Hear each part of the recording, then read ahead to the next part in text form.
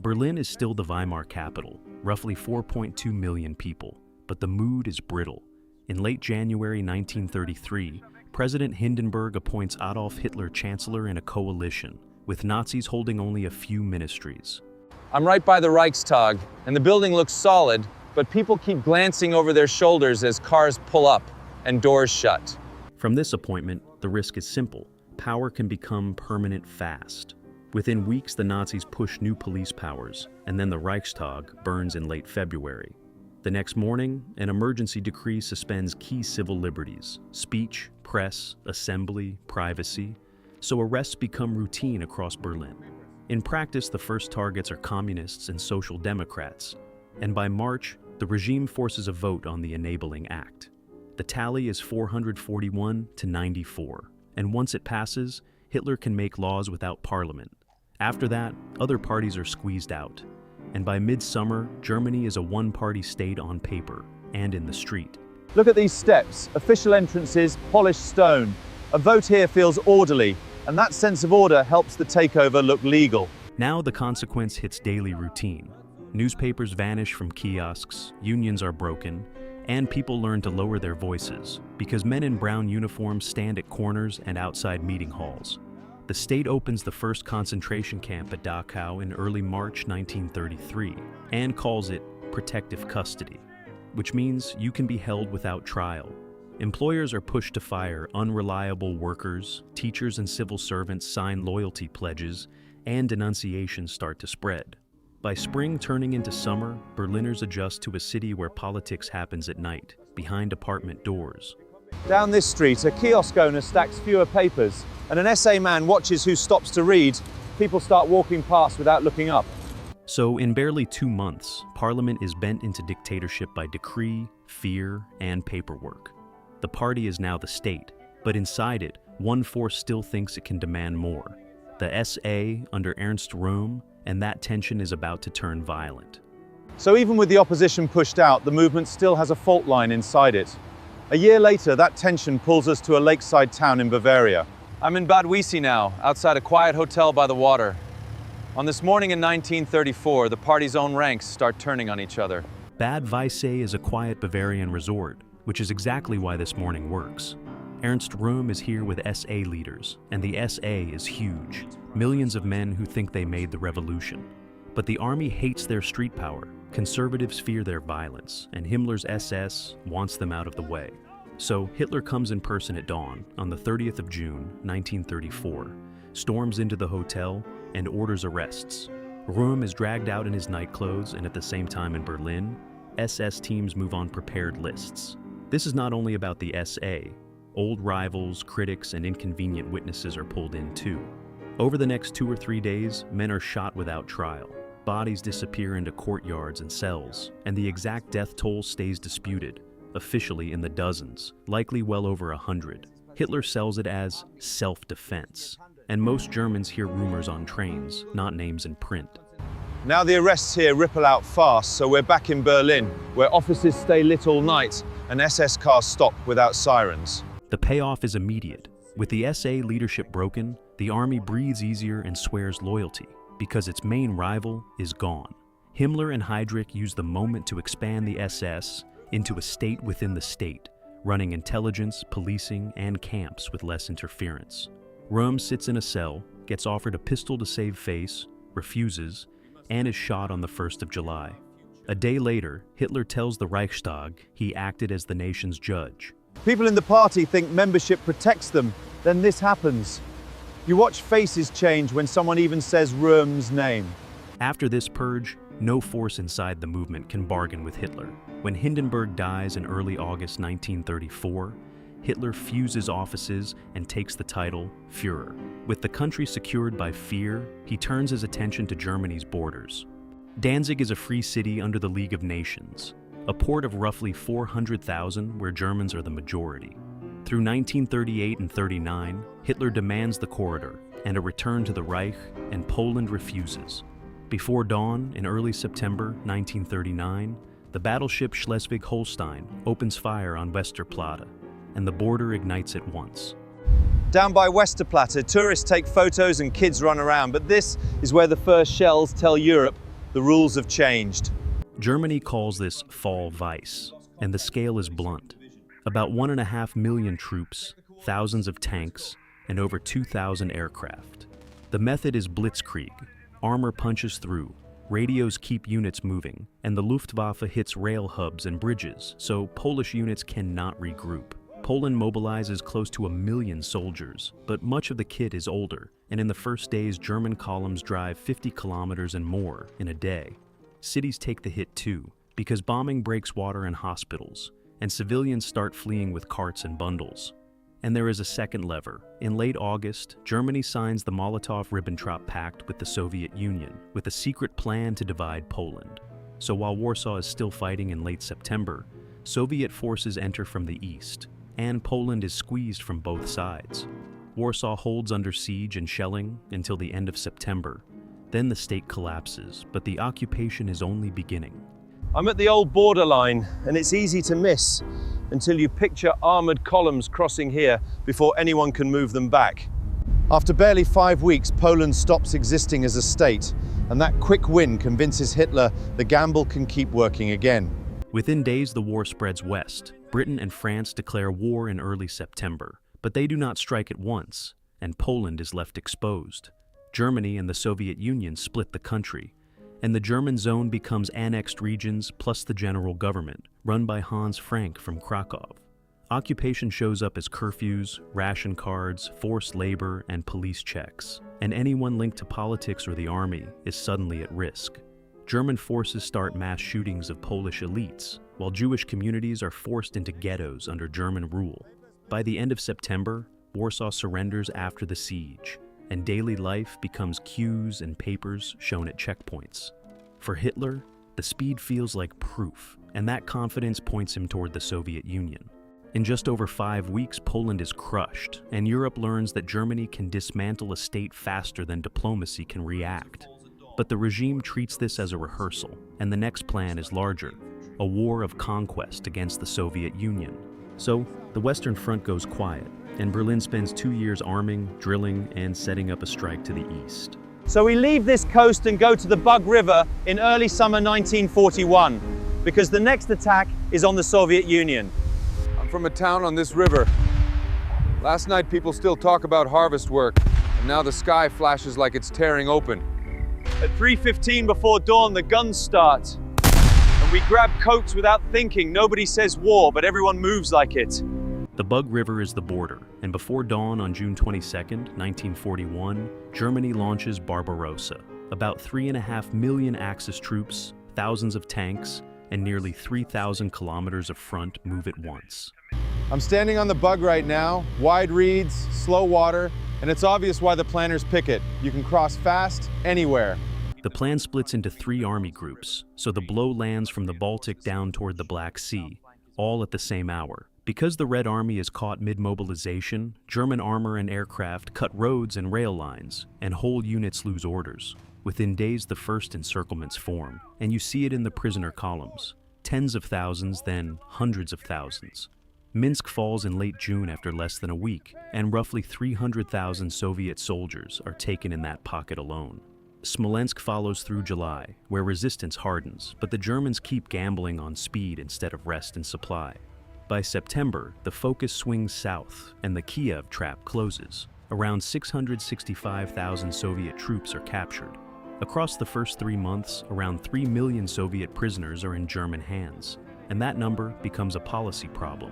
Food, shelter, medical care, those are decisions, and here the decision is neglect, which turns captivity into mass death. In Minsk, I'm by a memorial stone. The city is rebuilt, but the timetable is the shock. This place collapses in 6 days. Occupation arrives right behind the front, and it isn't improvised. It's organized into districts with German bosses and local police. In practice, villages lose livestock and grain first, then young people are pushed into forced labor, and refusal brings beatings or arrest. For prisoners of war, the system is even harsher. Open-air pens, little food, and epidemics, so millions die before the war ends. At the same time, special units, the Einsatzgruppen, follow the troops with lists, rounding up Jews and shooting them near their towns. This is the Holocaust by bullets, and it spreads across Ukraine, Belarus, the Baltics, wherever the front advances. Kyiv is a major Soviet city, close to 1 million people before the war, and it falls in mid-September 1941. Days later, notices order Jews to gather with documents and valuables, and many think it means resettlement or registration. Instead, the route leads to a ravine on the city's edge, and the mechanics of murder are set up like an assembly line. Right, we're in Kyiv now, and the road dips toward Babin Yar. It's green today, but the geography still funnels people forward. Late September 1941, orders pull families out with bags, and the closer they get, the more they hear commands, not questions. At Babin Yar, on September 29th and 30th, 33,771 Jews are shot in 2 days. The shooters are Einsatzgruppe C with police units, and they use paperwork, cordons, and rotation to keep killing non-stop. Over the following months and years, more groups are murdered here: Jews, Roma, Soviet POWs. So, the ravine becomes a repeated crime scene. I'm with a resident whose family lives through the occupation. When the Germans take the city, what changes first in daily life? First, it's the curfew and the papers. You hide food, you whisper on stairs, and you learn that a knock at night can erase a neighbor. By late 1941, the Blitz stalls near Moscow, and the war shifts into a grind that soon hits the Volga, Stalingrad. I'm on the Volga bank in Stalingrad, and the wind cuts through broken concrete. Even now, you can tell this city is fought over, room by room. The last thing Germany wants after Moscow is another long winter fight. But the march south puts them right here, and there's no easy way out. Stalingrad sits on the Volga, a big industrial city of over 400,000. And in late August 1942, the Luftwaffe burns it. About 40,000 civilians die in a day. So survivors crawl into basements, while the 6th Army, roughly 250,000 men, pushes into rubble. Soviet commanders force close fighting, so German air power helps less. And the front line can run through a stairwell or a single wall. Snipers trade shots across courtyards, patrols fight for a kitchen. And a single apartment block like Pavlov's house can pin down a battalion. Mamayev Kurgan, the tractor works, the Red October factory. Each becomes a grid of rooms, not streets, and both sides feed men into the same ruins.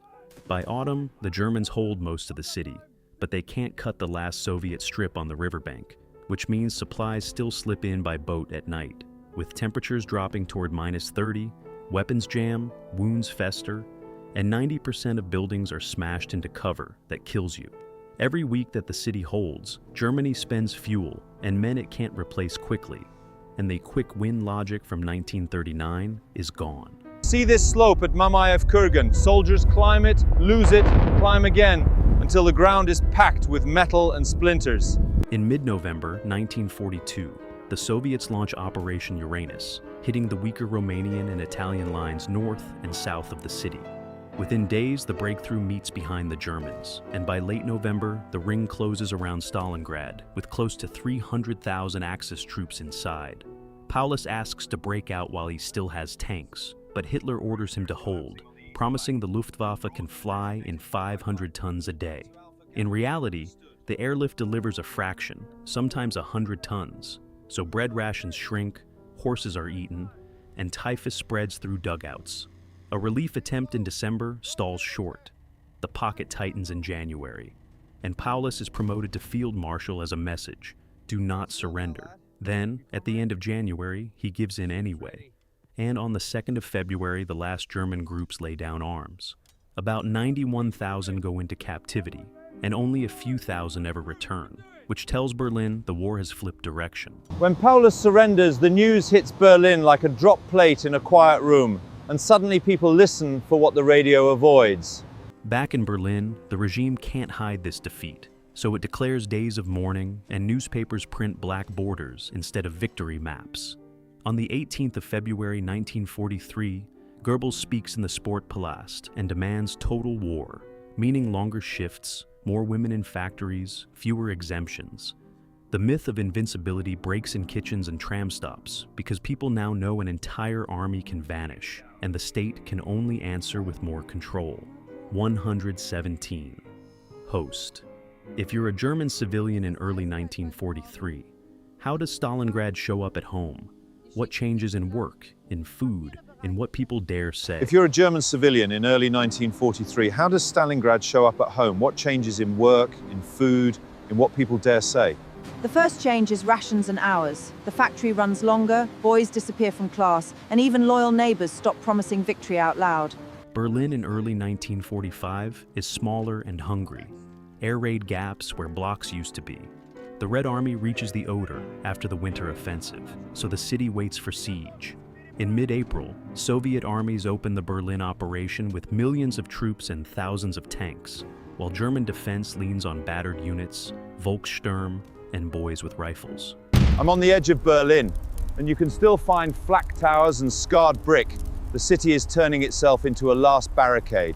Within days, Soviet artillery walks street to street, and German commanders hang deserter signs on lampposts to keep men in place. Civilians crowd cellars with buckets of water and a radio because firestorms and shelling make moving upstairs deadly. By late April, the city is cut off, so any retreat is inside the ring, not out of it. Down in the Führerbunker, Hitler keeps issuing orders to units that no longer exist, and staff officers stop correcting him. On the afternoon of April 30th, he kills himself with a Walther pistol, and Eva Braun dies beside him. Aides carry the bodies into the garden crater, douse them with fuel, and burn them there under shell fire. That night, Soviet troops fight into the Reichstag, and a red flag goes up over the ruins as a signal, not a ceasefire. Shooting continues in nearby streets for days, because symbols don't feed ammo or end a battle. Right here at the Reichstag, you can still trace the old facade. In 1945, it's a target, a compass point for both armies. When the flag goes up on April 30th, it tells the world Berlin is falling. But inside the city, people are still dying by the block. After Hitler's death, command passes by scraps of paper and hurried calls, and the garrison runs out of room and time. On the 2nd of May, the Berlin commander signs surrender orders, and units lay down arms in clusters, not one neat moment. Germany's overall capitulation is signed first in Reims in early May before Western allies, but the Soviets demand a second ceremony in Berlin. So, late on May 8th, in Karlshorst, German officers sign the final act of unconditional surrender across a long table under lamps. On one side sit Soviet and Allied representatives. On the other, men who know their signatures end the war in Europe. Outside, some streets cheer and others stay quiet, because the same page means relief, defeat, and occupation. I'm at the site of the Führerbunker now. It's marked, built over, but the end happens 8 meters down, in cramped rooms and stale air. Berlin's center is smashed, whole districts flattened, and hundreds of thousands are without homes when the shooting stops. Civilian deaths in the battle reach into the tens of thousands, and hospitals work with little power or medicine. Across the war, the toll is global, more than 70 million dead, with the Soviet Union losing about 27 million. Poland loses about 6 million, Germany several million, and 6 million Jews are murdered in the Holocaust, leaving Europe scarred and emptied. In 12 years, Germany moves from chancellor appointment to surrender, from legal decrees to ruins and mass graves. May 8th, 1945, Berlin goes quiet. The war in Europe ends, and the numbers stay on paper and in families. From January 1933 to May 1945, power turns into dictatorship, then into total war. Promises of a 1,000-year Reich end as Berlin signs surrender, and Europe counts the dead. Over 70 million worldwide, 6 million Jews murdered, cities flattened. It takes 4,386 days to go from a chancellor's oath to a bunker pistol. And it closes near where it begins. The Reichstag above ground, Karlshorst on paper, and silence in the streets. I'm standing above the bunker site again, traffic passes, but in 1945 this spot is the endpoint. One shot, then the counting.